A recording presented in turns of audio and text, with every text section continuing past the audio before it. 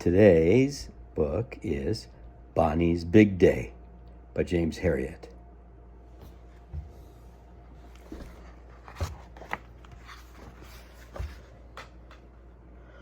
One summer morning in early September, I drove to see old John Skipton at Dale Close Farm, since he had telephoned to say that one of his cart horses was lame.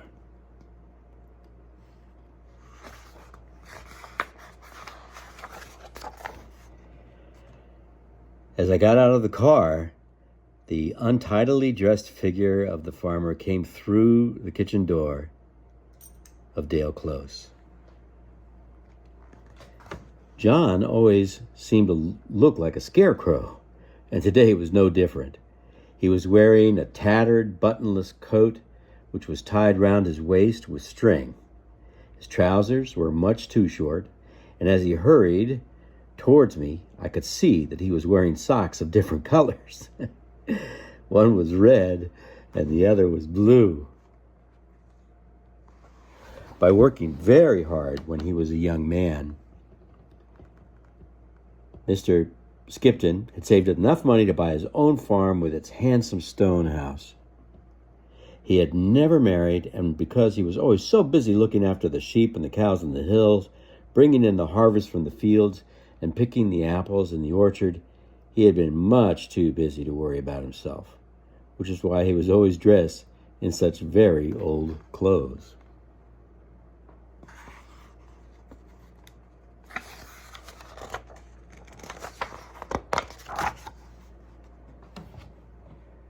The horses were down by the river, he said in his usual gruff manner. We'll have to go down there. He seized a pitchfork and stabbed into a big pile of hay, which he then hoisted onto his shoulder. I pulled my large Gladstone bag from the car and set off behind him. It was difficult to keep up with him, with the farmer's brisk pace, even though he must have been 50 years older than me. I was glad when we reached the bottom of the hill because the bag was heavy and I was getting rather hot. I saw the two horses standing in the shallows of the pebbly river. They were nose to tail and were rubbing their chins gently along each other's backs. Beyond them, a carpet of green turf ran up to a high sheltered ridge, while all around clumps of oak and beech blazed in the autumn sunshine. They're in a nice place, Mr. Skipton, I said. Aye, they can keep cool in the hot weather, and they've got the barn for when the winter comes.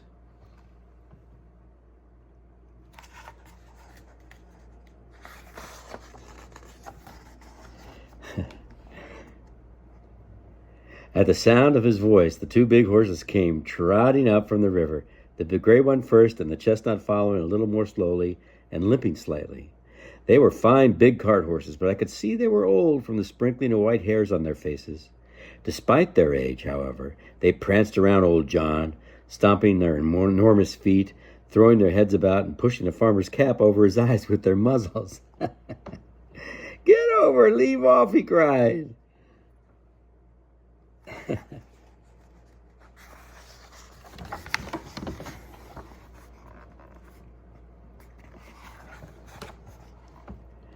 He pulled at the gray horse's forelock. This is Bonny. She's well over 20 years old. And then ran his hand down the front leg of the chestnut. And this is Dolly. She's nearly 30 now, and not one day's sickness until now. When did they last do any work? I asked. Oh, about 12 years ago, I reckon, the farmer replied. I stared at him in amazement. 12 years? They've been down here all this time? Aye, just playing about down here. They've earned their retirement. For a few seconds he stood silent, shoulders hunched, hands deep in his pockets of his tattered coat. They worked very hard when I had to struggle to get this farm going, he murmured, and I knew he was thinking of the long years those horses had pulled the plow, drawn the hay and harvest wagons, and had done all the hard work which now the tractors now do.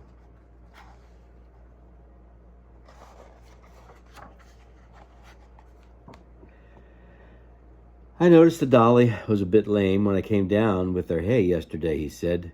Lucky I come down here each day. You mean you climb down that hillside every single day? I asked. Aye, rain, wind, or snow. They look forward to me bringing a few oats or some good hay. I examined Dolly's foot and found an old nail embedded deep in the soft part of her foot.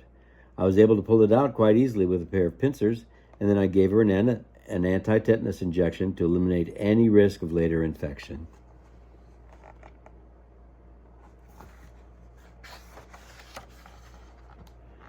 Climbing back up the hill, I couldn't help thinking how wonderful it was that old John had made the long journey to see the horses in all weathers every day for 12 years. He certainly loved those great animals. A thought struck me, and I turned to him. You know, Mr. Skipton, it's the Darrowby show next Saturday. You should enter the mares in the family pets class. I know they're asking for unusual entries this year. Perhaps you should only take Bonny, since Dolly's foot will be a bit sore for a few days. The farmer frowned. What on earth are you talking about? Go on, I said. Take Bonny to the show. Those horses are your pets, aren't they? Pets, he snorted. You could call any one of these great big clodhoppers a pet. I've never heard anything so silly. When he got back to the farmyard, he thanked me gruffly. He gave me a nod, and he disappeared into his house. The following Saturday, it was my duty to attend Darrowby show as the vet in charge. I had spent a pleasant time strolling around the showground, looking along at the pens of the cattle and the sheep, the children's ponies, the massive bulls, and the sheepdog trials in the neighboring fields. Then over the loudspeaker came the following announcement. Would the entrants for the family pets class please take your places in the ring?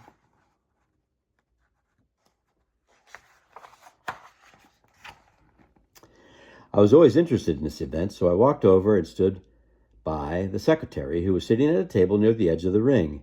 He was Darrowby's local bank manager, a prim little man with rimless spectacles and a pork pie hat. But I could see that he was pleased at the number of entrants now filling into the rings. He looked up at me and beamed. They have certainly taken me at my word when I asked for unusual entries this year. The parade was led by a fine white nanny goat, which was followed by a pink piglet. Apart from numerous cats and dogs of all shapes and sizes, there was a goldfish in its bowl and at least 5 rabbits. There was a parrot on a perch and some budgies having an outing in their cage. And then, to an excited buzz of conversation, a man walked into the ring with a hooded falcon on his wrist. Splendid, splendid, cried Mr. Secretary. But then his mouth fell open and everyone stopped talking as a most unexpected sight appeared.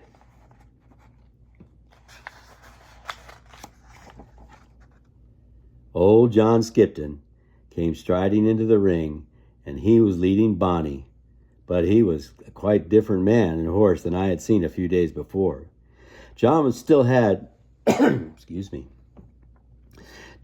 wore the same old tattered coat tied with string, but today I noticed that both his socks were the same color, and on his head, perched right in the center, was an ancient bowler hat. It made him look almost smart, but not as smart as Bonny. She was dressed in the full show regalia of an old-fashioned cart horse. Her hooves were polished and oiled, the long feathery hair on her lower limbs had been washed and fluffed out, her mane, tail, and forelock had been plaited with green and yellow ribbons, and her coat had been groomed until it shone in the sunshine. She was wearing the part of the harness from her working days, and it too had been polished, and little bells hung from the collar. It quite took my breath away to look at her.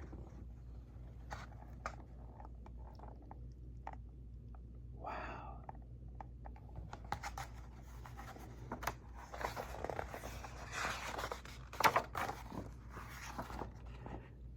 Mr. Skipton, you can't bring that great thing in here. This is the class for family pets, cried Mr. Secretary, leaping up from his chair. Bonny is my pet, responded the farmer. She's a part of my family, just like that old goat over there. Well, I disagree, said Mr. Secretary, waving his arms. You must take her out of the ring and go home.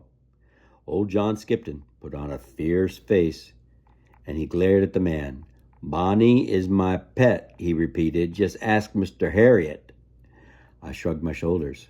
Perfectly true. This mare hasn't worked for over 12 years and has been kept entirely for Mr. Skipton's pleasure. I'd certainly call Bonny a pet. But, spluttered Mr. Secretary, and then he sat down suddenly on his chair and sighed. Very well, then. Go and get her into line.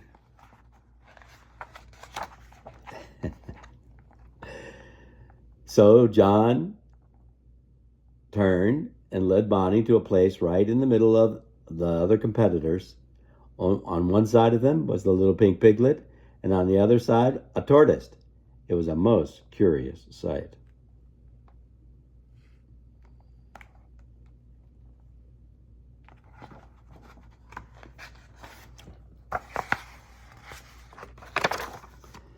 The task of judging the pets had been given to the district nurse, who was very sensibly dressed in her official uniform to give an air of authority.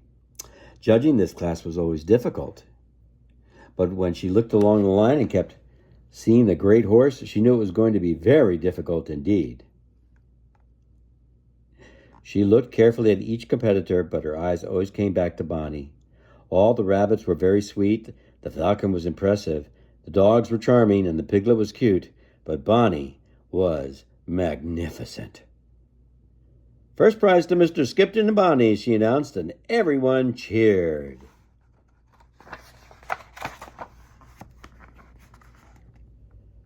As the rosette was presented, a man came to take a photograph for the local newspaper.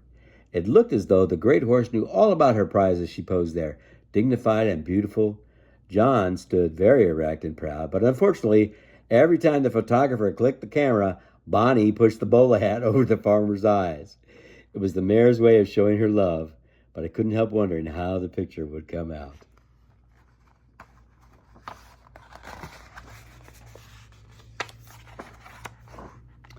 After the show, I went back to Dale Close to help John undress Bonny, and I went with them down the hill to the field by the river. As we approached, Dolly came trotting up from the river, whinnying with pleasure to see her friend and companion again. Her foot is quite healed now, I said, noting the horse's even stride. In the gentle evening light, we watched the two old horses hurry towards each other. Then for a long time they stood, rubbing their faces together. Look at that, said old John with one of his rare smiles. Bonny is telling Dolly all about her big day.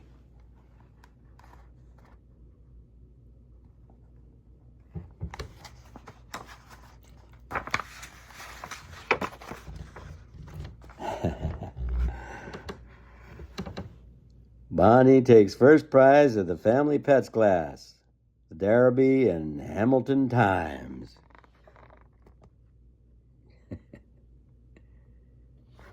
The end.